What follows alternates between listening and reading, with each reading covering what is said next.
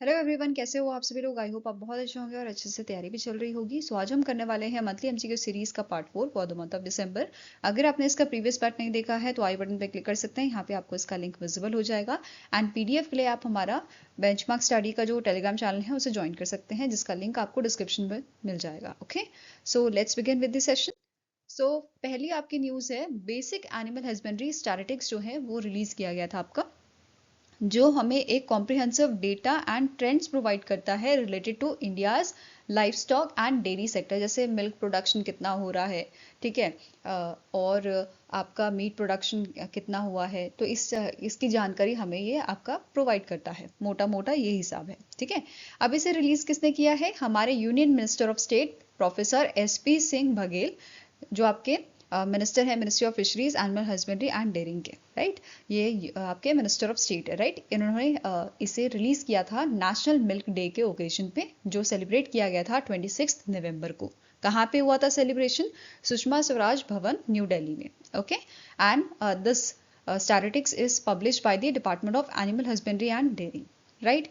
अब डेटा यहाँ पे जो है आपका, जो भी डेटा बताया गया है, it is based on the integrated sample survey. तो बेसिकली एक आपका सर्वे यहाँ पे किया गया था 1 मार्च 2024 से लेके 29 फरवरी 2025 तक, और इस सर्वे में जो डेटा आपका हमें मिला है वो आपका बेसिक एनिमल हस्बेंड्री स्टैटिस्टिक्स में डाला गया है, ठीक है।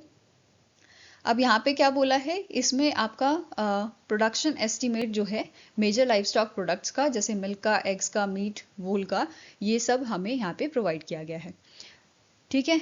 नाउ नेक्स्ट आता है, बात करते हैं एक एक करके। पहले बात करेंगे मिल्क प्रोडक्शन की।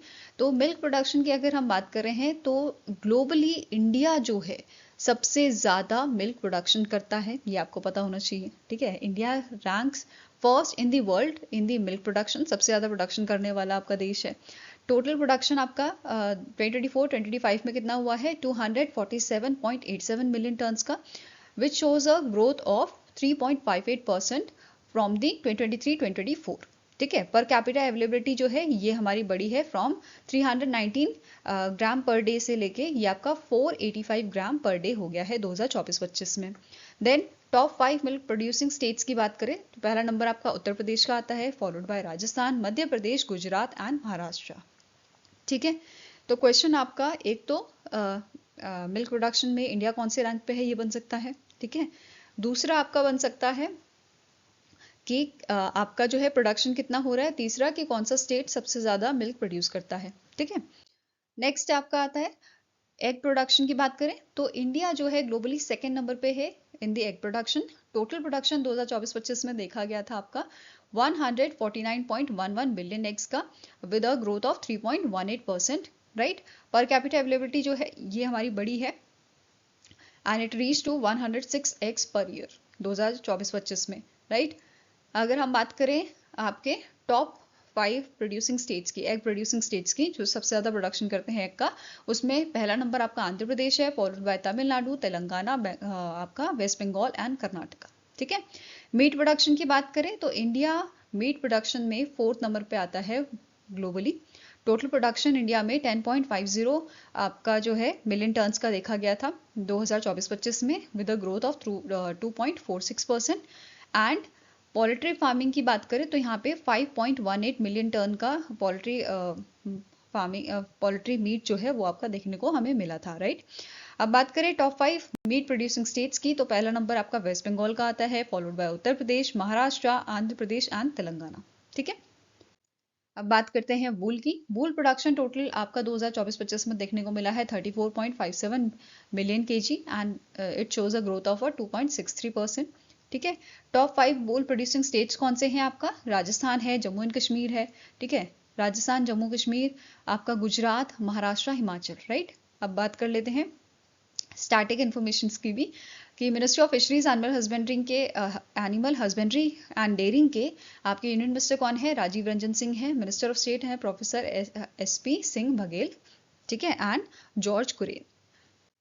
नेक्स्ट आपका करते हैं इस पे बेस्ड क्वेश्चन। तो according to the basic animal husbandry statistics 2025, which state is the highest milk producing states in India? तो सबसे ज्यादा मिल्क प्रोडक्शन हमने पढ़ा था कहाँ पे होता है? उत्तर प्रदेश में होता है, राइट। सो आंसर क्या हो जाएगा? It is option number E. Fine. Next आपका न्यूज है, union minister Rajnath Singh unveiled first LCA Tejas light combat aircraft Tejas mark 1A fighter jet produced at the HAL Nashik facility. तो हमारे जो राजनाथ सिंह जी हैं, जो हमारे मिनिस्ट्री ऑफ डिफेंस के मिनिस्टर हैं, इनके द्वारा इन month of October HAL Nashik facility जो है आपकी HAL की, वहाँ पे पहला LCA तेजस मार्क 1A फाइटर जेट जो है जो मैन्युफैक्चर किया गया था, वो यहाँ पे अनवील किया गया था।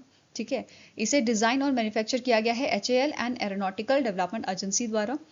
यहाँ पे नोट करने वाली है कि बात ये है कि ये रिप्लेस कर रहा है MiG-21 को इंडियन एयरफोर्स में, राइट।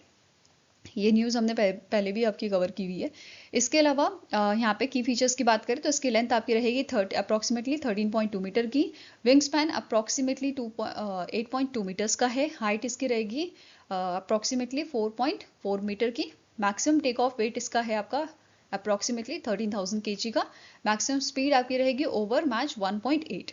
ठीक है, एंड इंजन की बात करें single GE4F404 IN20 turbo fan engine यहाँ पे यूज किया जा रहा है, and it produces approximately 84 kN thrust with after burner, right.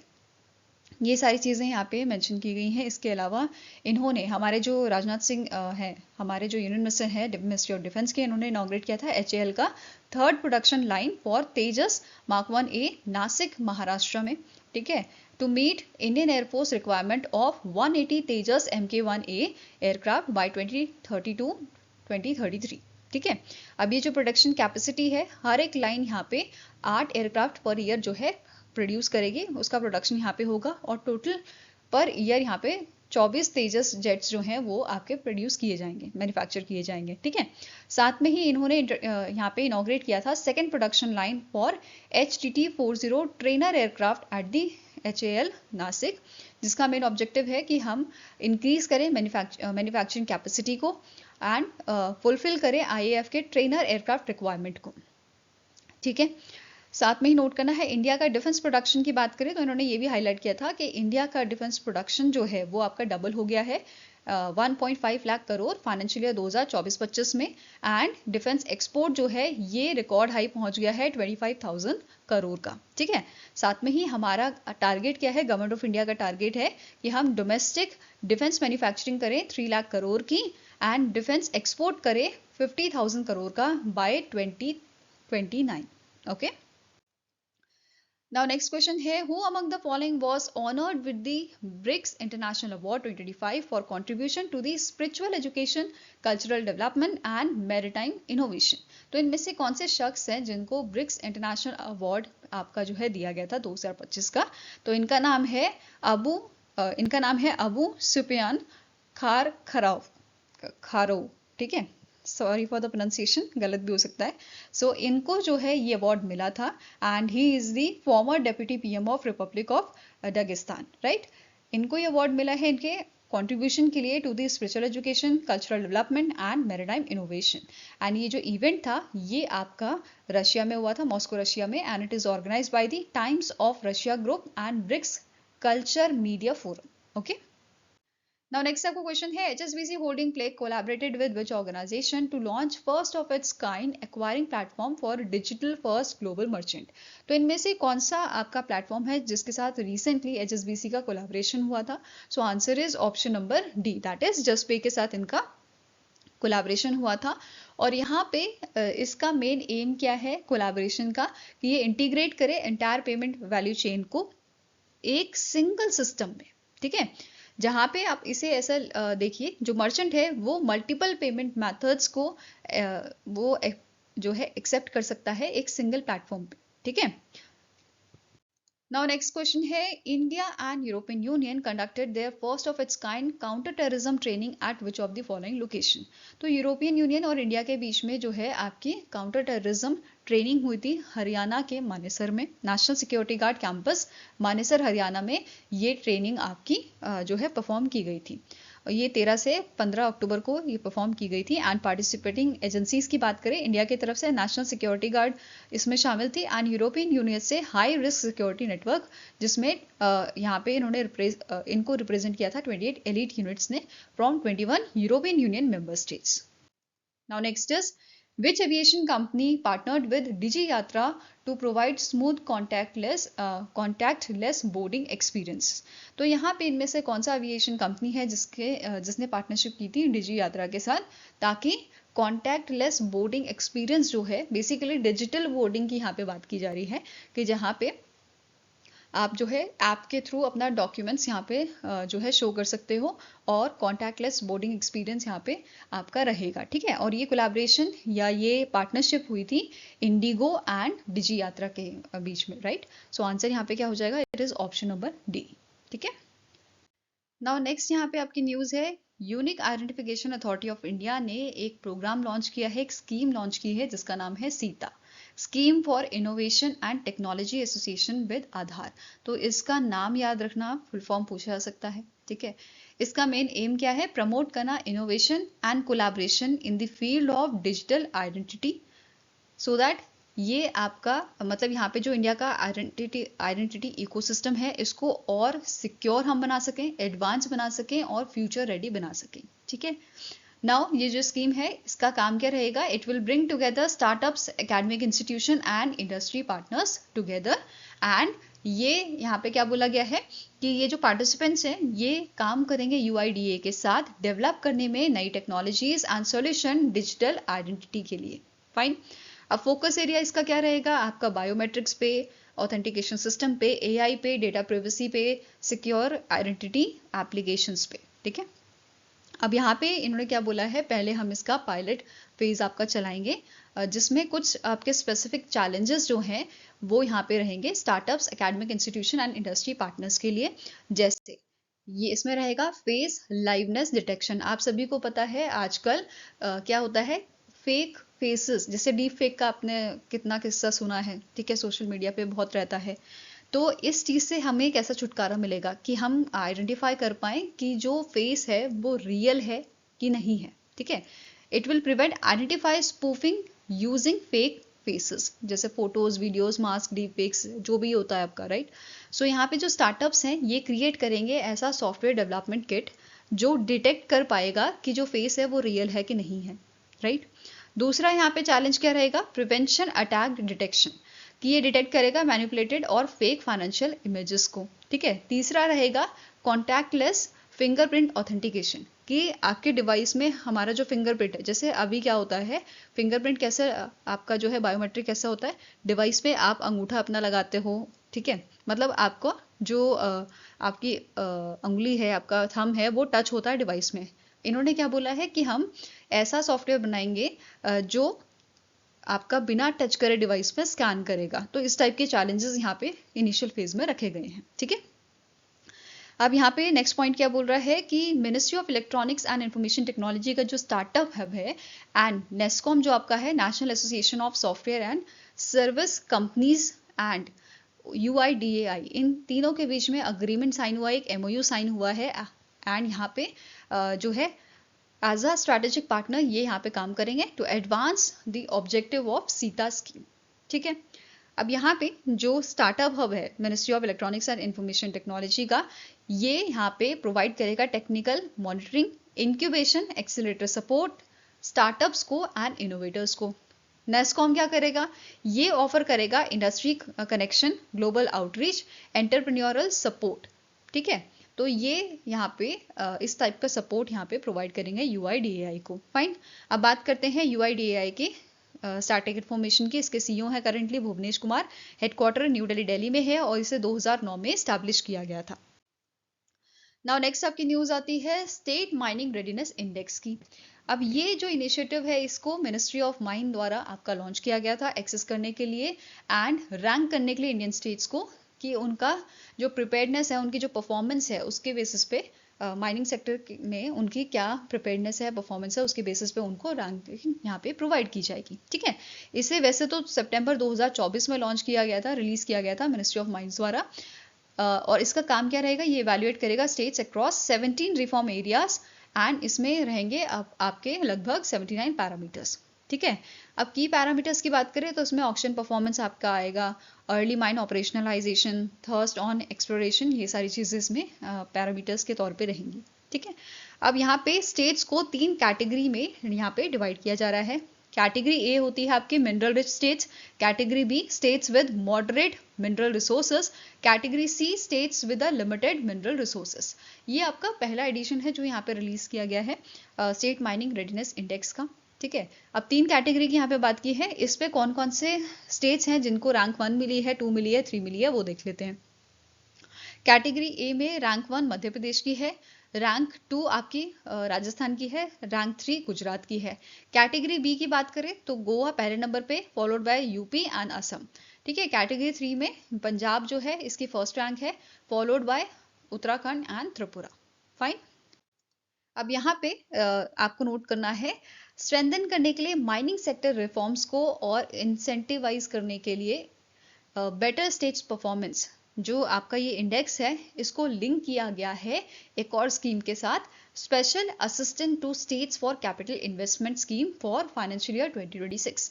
तो यहाँ पे जो आपकी स्टेट माइनिंग रेडीनेस इंडेक्स है, इसको किसके साथ लिंक किया गया है, आपकी special assistant to states for capital investment scheme के साथ। ठीक है, अब इसके तहत क्या होगा, यहाँ पे जो गवर्नमेंट ऑफ इंडिया है, इसके तहत गवर्नमेंट ऑफ इंडिया ने एलोकेशन यहाँ पे किया है 5000 करोड़ का under this scheme for financial year 2026 incentivize करने के लिए माइनिंग रिफॉर्म्स को। ठीक है, अब यहाँ पे परफॉर्मेंस बेस्ड इंसेंटिव स्टेट्स को प्रोवाइड किया जाएगा, जैसे 900 करोड़ जो है यहाँ पे दिया जाएगा आपकी जो कैटेगरीज है, अभी हमने कैटेगरीज पढ़ी थी राइट, सो उसके जो टॉप 3 परफॉर्मेंस स्टेट्स हैं आपके, उनको यहाँ पे ये 900 करोड़ की फंडिंग यहाँ पे जो है प्रोवाइड की जाएगी उनके परफॉर्मेंस पे बेस, राइट।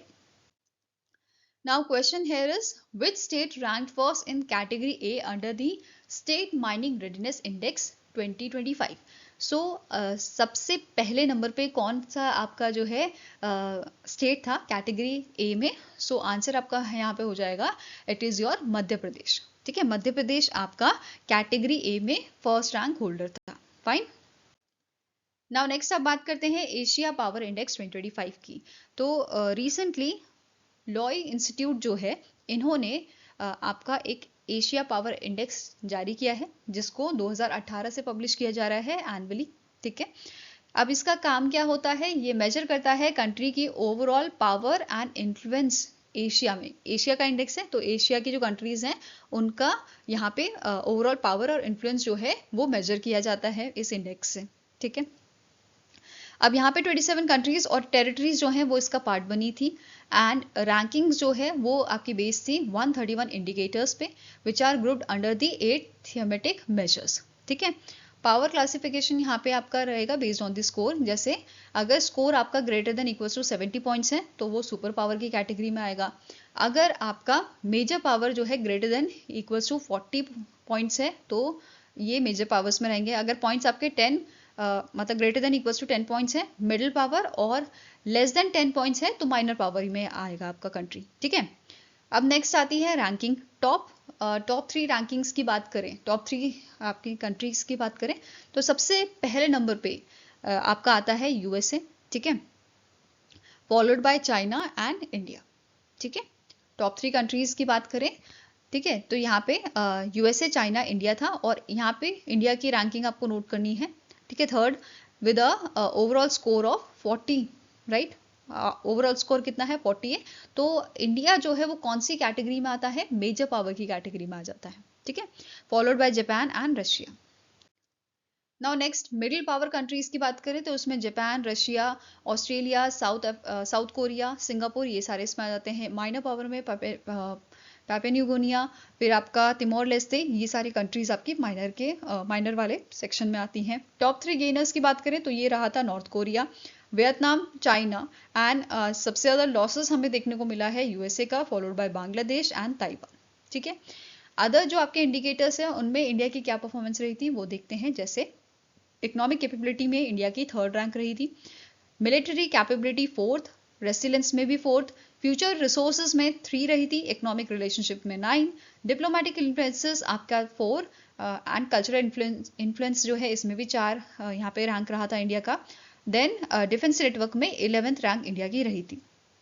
और इंडिया जो है ये आपका second most attractive FDI destination बना था आफ्टर यूएसए, एंड इसने चाइना को पिछाड़ दिया यहाँ पे। ठीक है, नेक्स्ट आता है इकोनॉमिक कैपेबिलिटी की बात करें तो इंडिया ने यहाँ पे जापान को पीछे किया है, ओवरटुक किया है जापान को, एंड इंडिया ने इकोनॉमिक कैपेबिलिटी में 3rd रैंक आपकी हासिल की है। ठीक है, इसके अलावा यहाँ पे हमारी जो रैंक थी वो अनचेंज रही है, वो रही आपकी फ्यूचर रिसोर्सेज में एंड डिप्लोमेटिक इन्फ्लुएंस में, वेयर एज इकोनॉमिक रिलेशनशिप में भी हमने इंप्रूव किया है टू दी 9th रैंक। ठीक है, नेक्स्ट आता है आपका वीकेस्ट एरिया हमारे जो देखने को मिले हैं वो है डिफेंस नेटवर्क, जिसमें हमारी जो रैंकिंग है वो ड्रॉप हुई है। ठीक है, हम 11th यहाँ पे नंबर पे पहुंच गए हैं, and which is overtaken by the Philippines and Thailand. Now next अब बात करते हैं इस पे बेस्ड क्वेश्चन की। तो according to 2025 Asia power index what position did India secure in the Asia region. तो इंडिया की जो आपकी रैंक थी वो थी 3rd रैंक। ठीक है, एशिया 2025 एशिया पावर इंडेक्स में, तो आंसर हो जाएगा ऑप्शन नंबर सी। अब बात करते हैं लॉ इंस्टीट्यूट की। इसके एग्जीक्यूटिव डायरेक्टर हैं डॉक्टर मिशेल फ्यूलीलव एम, एंड इसका हेडक्वार्टर आपका सिडनी में लोकेटेड है, सिडनी ऑस्ट्रेलिया में, और इसकी शुरुआत आपकी 2003 में की गई थी। Now next is inland waterways authority of India ने बहुत सारे एमओयूज आपके साइन किए हैं इंडिया मैरीटाइम वीक में, जो मुंबई महाराष्ट्र में आपका हुआ था। ठीक है, एंड इनकी जो वर्थ है आपकी अराउंड 6000 करोड़ की है। ठीक है, लगभग 25 एमओयूज यहाँ पे साइन हुए थे एनहांस करने के लिए इनलैंड वाटरवेज को, with a UP focusing on Varanasi and Ganga corridor. अब बात करते हैं एमओयूज की। तो एक एमओयू यहाँ पे साइन हुआ है 800 करोड़ का with heritage river journey private limited and Alaknanda cruise limited, introduce करने के लिए new cruise vessels and expand करने के लिए tourism on your national waterways 1 में। ठीक है, नेक्स्ट आता है अग्रीमेंट यहाँ पे साइन किया गया है गवर्नमेंट ऑफ यूपी के साथ डेवलप करने के लिए ship repair facility with a budget outlay of 350 crore in Varanasi. साथ में ही एडिशनल एमओयू यहाँ पे साइन किया गया है बिल्ड करने के लिए two new river cruise terminal with investment of 200 crore. ठीक है, नेक्स्ट आता है आपका एक एमओयू साइन हुआ है 100 करोड़ का, स्टैब्लिश करने के लिए electric vessel charging station along with river Ganga. Next है एमओयू यहाँ पे साइन किया गया है 1000 करोड़ का आपका rhesus logistic India private limited के साथ इंट्रोड्यूस करने के लिए मॉडर्न टग बार्ज फ्लीट्स को। ठीक है, इसके अलावा यहाँ पे एक अग्रीमेंट साइन हुआ है स्टैब्लिश करने के लिए regional centre of excellence with a budget of 200 crore in Varanasi, जो सपोर्ट करेगा skill development, research and innovation को। नेक्स्ट आता है inland waterways authority of India ने अग्रीमेंट साइन किया है, एमओयू साइन किया है 1500 करोड़ का with a national technology centre for ports waterways and coast. IIT Madras में ये आपका अग्रीमेंट साइन हुआ था इंश्योर करने के लिए smooth river navigation by supervising dredging on national waterways 1।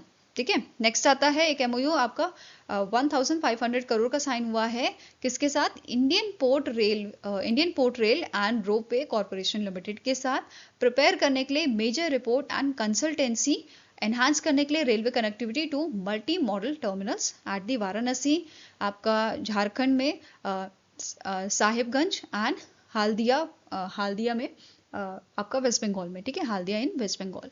Then आपका inland waterways authority of India की बात करें, इसके करंट चेयरमैन है सुनील पालीवाल, हेडक्वार्टर आपका नोएडा उत्तर प्रदेश में लोकेटेड है, और इसकी शुरुआत 1986 में की गई थी। नाउ नेक्स्ट आपका क्वेश्चन है, बहुत इंपॉर्टेंट क्वेश्चन है, which 3 Indian banks have been identified as domestic systematically important banks for 2025। So recently RBI ने यहाँ पे 3 डोमेस्टिक सिस्टमैटिकली इंपॉर्टेंट बैंक्स जो है आइडेंटिफाई किए हैं। आप सभी को पता है कौन से बैंक्स हैं, स्टेट बैंक ऑफ इंडिया है, एचडीएफसी बैंक है और आईसीआईसीआई बैंक है। ये तीनों यहाँ पे हमारे जो है आपके डोमेस्टिक सिस्टमैटिकली इंपॉर्टेंट बैंक्स काफ़ी सालों से चले आ रहे हैं। ठीक है, अभी भी लिस्ट वही है, चेंज नहीं हुई है। ठीक है, अब ये ऐसे बैंक्स हैं which are too big to fail. ठीक है, ये ध्यान में रखना है।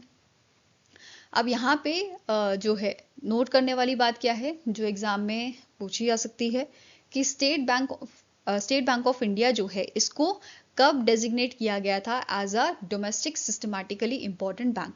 तो 2015 में आपका एसबीआई जो है इसको डेजिग्नेट किया गया था आपका डोमेस्टिक सिस्टमैटिकली इंपॉर्टेंट बैंक। ठीक है, देन 2016 में किया गया था आईसीआईसीआई बैंक को, एंड 2017 में आपका किया गया था एचडीएफसी बैंक को। ठीक है, इसमें ऐड किया गया था, ये ध्यान में रखना है। अब यहाँ पे एक और चीज जो पूछी जाती है, कॉमन इक्विटी टीयर 1 जो मेंटेन करना होता है हमारे बैंकों को, ये तीनों बैंकों को मेंटेन करना होता है।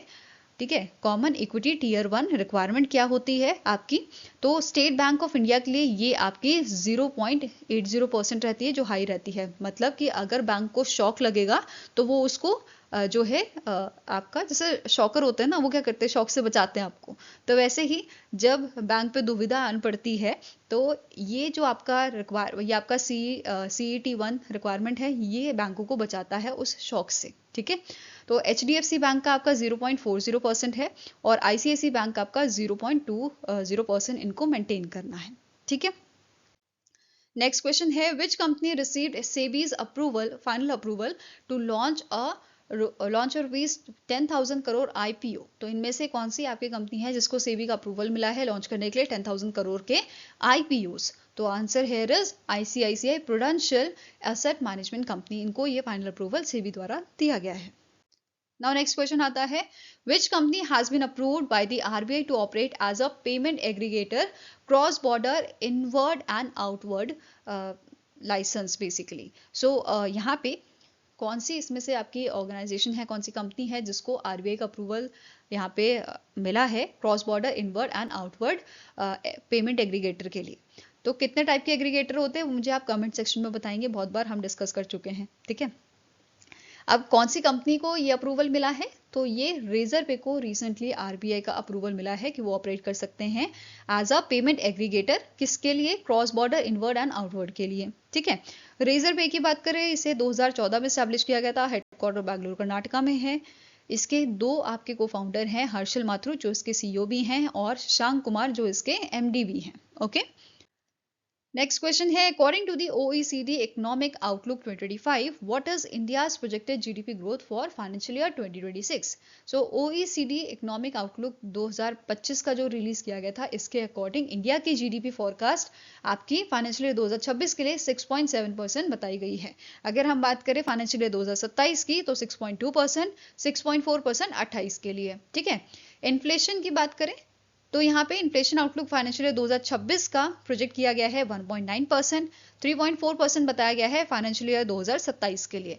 ठीक है, साथ में ही फिजिकल डेफिसिट फाइनेंशियल ईयर 2026 का मेंशन किया गया था 4.5%। अब ग्लोबल ग्रोथ की बात करें तो ये कैलेंडर ईयर 2025 का आपका 3.2% है, 26 के लिए 2.9% एंड 3.1% बताया गया है कैलेंडर ईयर 2027 के लिए। ठीक है, अब बात करते हैं OECD की स्टैटिक इंफॉर्मेशन। सेक्रेटरी जनरल इसके हैं मैथियास कॉर्मन, हेडक्वार्टर है पेरिस फ्रांस में और इसे 1961 में स्टैब्लिश किया गया था। नाउ नेक्स्ट आपको क्वेश्चन है what is the name of operation launch by India to assist Sri Lanka after the cyclone Ditwah? अभी रिसेंटली साइक्लोन दितवा ने बहुत परेशानी खड़ी की है श्रीलंका के लिए, और इस आफत की घड़ी में इंडिया जो है सपोर्ट कर रहा है श्रीलंका को। एंड इस ऑपरेशन का नाम क्या है जिसके थ्रू यहाँ पे सपोर्ट प्रोवाइड किया जा रहा है? सो इट इज ऑपरेशन सागर बंधु। ठीक है, क्या नाम है? ऑपरेशन सागर बंधु is the right answer.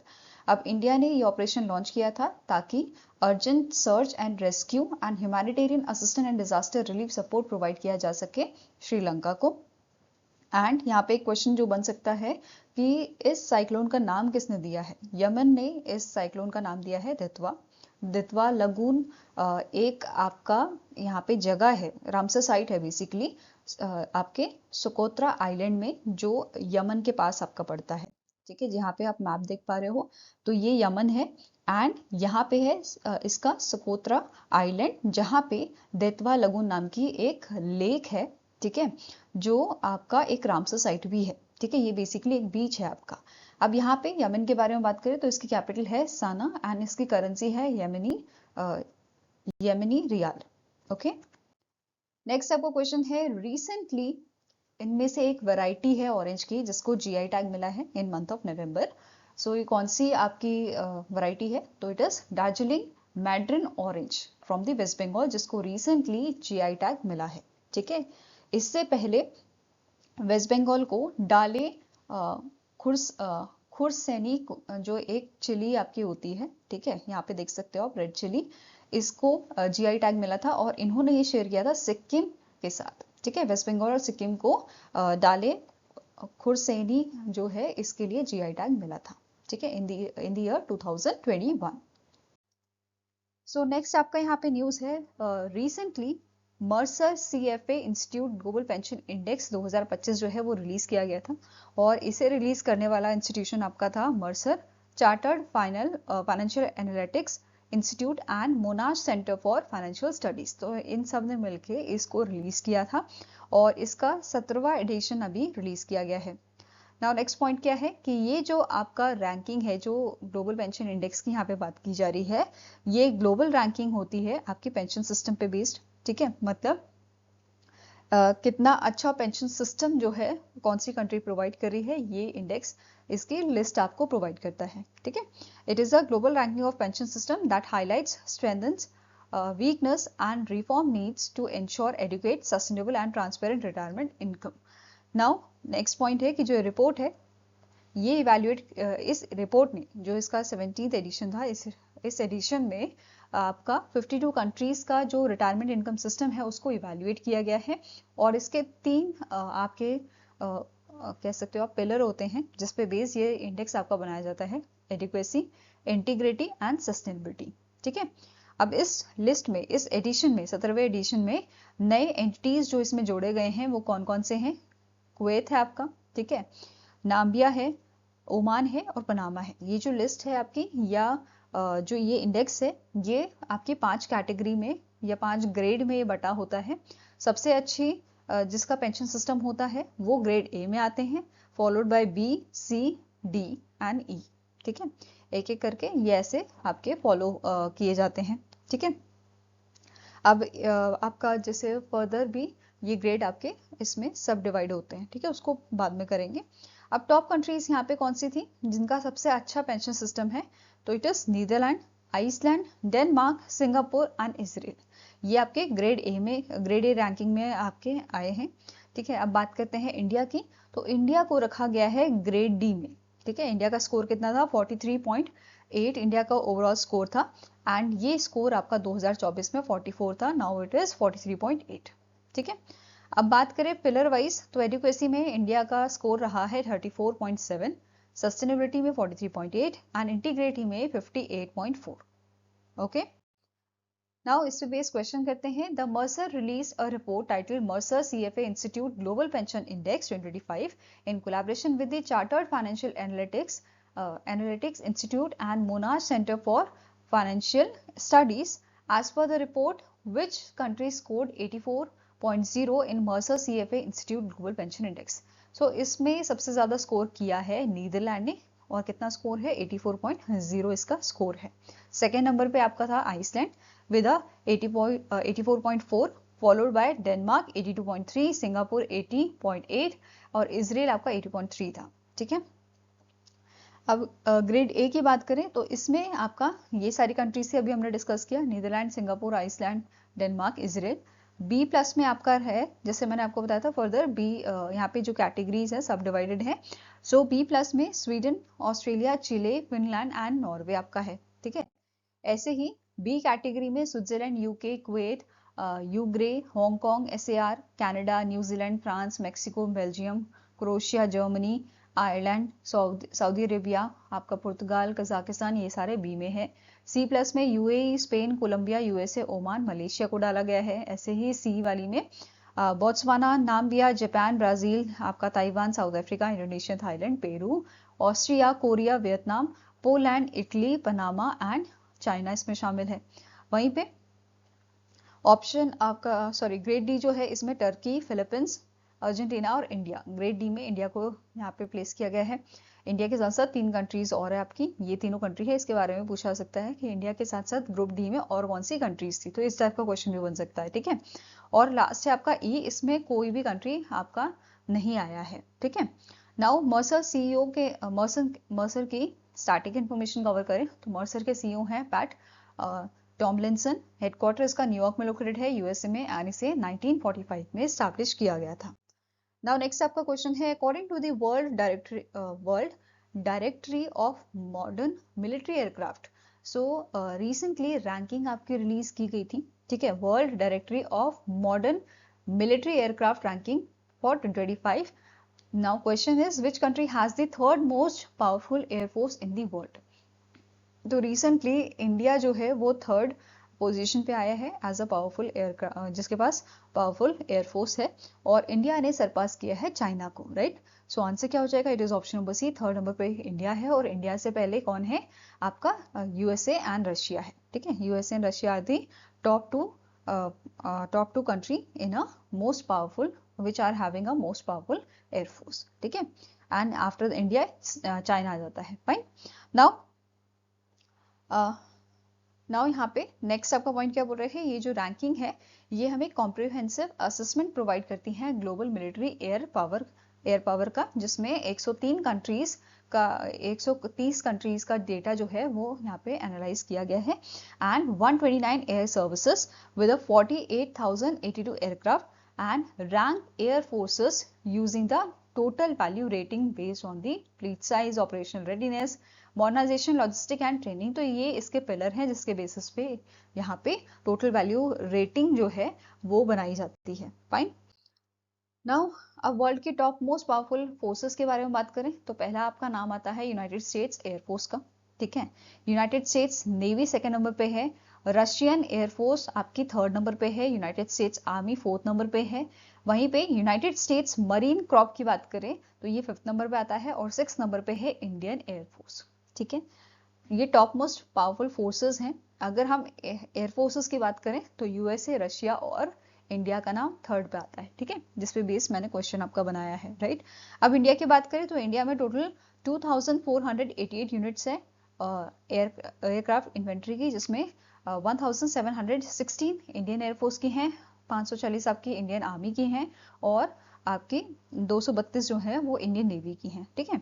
Other branches जो इंडियन एयरफोर्सेस की हैं, जैसे इंडियन नेवी एविएशन, इसकी पोजीशन कितनी थी 27, जैसे इंडियन एयरफोर्स की 6th है, ऐसे ही इंडियन नेवी एविएशन की 27th पोजीशन है with a TVR of 41.2, and Indian army aviation की आपकी रैंक है 36th, ओके। अब बात करते हैं इंडिया के बाद किसका रैंक आता है, चाइनीज एयरफोर्स का, फिर आपका आता है जापानीज एयरफोर्स 8th नंबर पे, 9th पे इजरायली एयरफोर्स, एंड 10th पे आता है फ्रेंच एयरफोर्स, राइट। अब लीस्ट आपकी लोएस्ट रैंक एयरफोर्स की बात करें तो इसमें नाम आता है अफगान एयरफोर्स का, ठीक है। फिर Syrian air force, Albanian air force, Yemen air force, and air force of Bosnia and Herzegovina, ठीक है। इनका नाम आपका लोएस्ट रैंक इन्होंने हासिल किया है, ठीक है। आई होप गाइज आपको ये वीडियो पसंद आया हो, पसंद आया तो लाइक एंड शेयर जरूर कीजिएगा। हमारे साथ जुड़ने के लिए हमारे चैनल को सब्सक्राइब कीजिएगा। अगर आपके कुछ सजेशन है तो आप हमें मेल कर सकते हो benchmarkstudy007@gmail.com पे, या फिर आप हमें कमेंट सेक्शन में भी लिख सकते हैं। सो मिलेंगे ऐसे ही नेक्स्ट वीडियो के साथ। Till then take care, have a nice day and all the best for your preparations.